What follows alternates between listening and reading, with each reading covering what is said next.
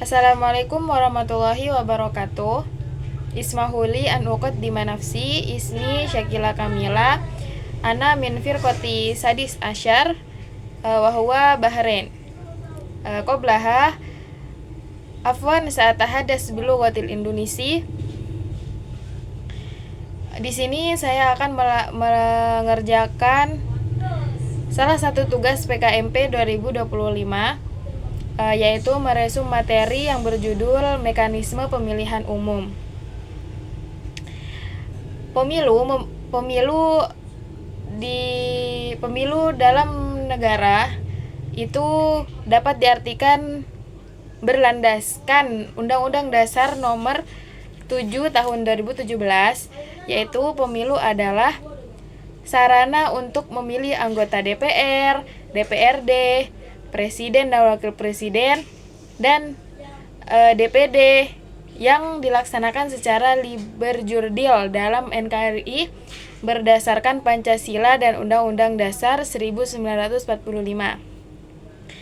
Sedangkan di Universitas Jakarta, pemilu itu sendiri memiliki pengertian berdasarkan peraturan Opmawa nomor 3 tahun 2022 pasal 1 ayat 13, yaitu pemilu UNJ adalah sarana suksesi Opmawa UNJ yang dilakukan pada akhir kepengurusan Opmawa pada waktu dan tempat yang telah ditentukan sesuai dengan petunjuk pelaksanaan pemilu UNJ serta sarana pelaksana kedaulatan mahasiswa Universitas Negeri Jakarta. Kenapa harus ada pemilu? Kenapa sih kok harus ada pemilu? Karena pemilu itu untuk menjalankan peraturan Opmawa atau PO. Pemilu juga bisa sebagai wujud nyata demokrasi dan juga bisa menjadi regenerasi kepengurusan Opmawa. Landasan hukum.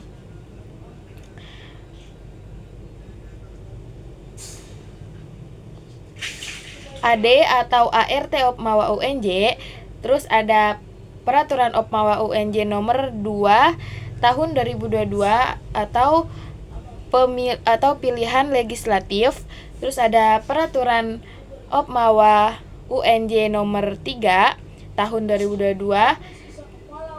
pilihan eksekutif, dan yang terakhir ada peraturan Komisi Pemilihan Pemilu.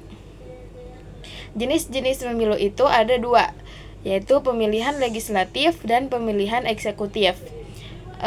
Tahapan penyelenggaraan pemilu itu ada 6. Pertama, yaitu pembentukan panitia seleksi atau pansel. Terus yang kedua ada pembentukan DKPP atau Dewan Kehormatan Penyelenggaraan Pemilu. Terus ada yang ketiga, pemilihan KPU. Terus yang keempat, pembentukan Panwaslu atau Panitia Pengawas Pemilu. Terus yang kelima itu pembentukan KPU. Terus yang terakhir pendaftaran peserta pemilu. Adapun alur-alur pendaftaran peserta pemilu itu ada 6. Ada 6 alur-alur. Alur yang pertama itu menetapkan jadwal pendaftaran. Yang kedua, calon peserta melakukan pendaftaran pada waktu yang telah ditentukan. Terus yang ketiga, menentukan jadwal pengambilan berkas. Terus yang keempat itu melengkapi berkas dan mencari tim duk atau tim dukungan. Yang kelima itu melakukan pengembalian berkas, dan yang terakhir itu melakukan verifikasi. Elemen pendukung peserta pemilu itu ada 2, yaitu tim ses atau tim sukses, dan ada tim duk atau tim dukungan. Tahapan proses pemilu. Yang pertama ada pengambilan dan pengembalian berkas. Terus yang kedua ada sidang verifikasi. Yang ketiga ada pendataan peserta pemilu. Yang keempat itu ada kampanye.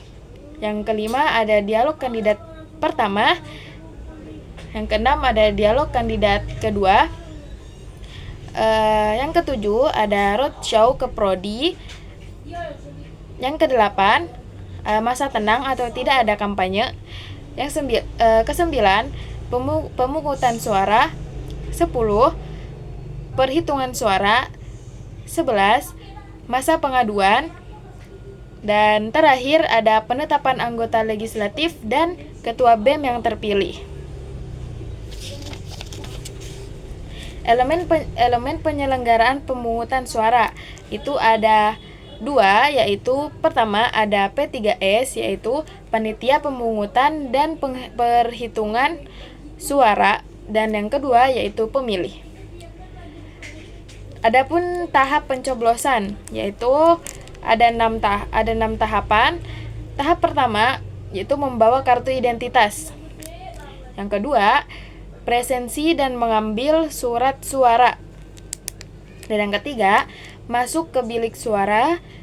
Dan yang keempat, coblos kandidat dengan catatan sesuai dengan peraturan yang berlaku. Kelima, memasukkan suara ke kotak suara. Yang keenam, celup jari ke dalam tinta sebagai tanda selesai. Sekian resume materi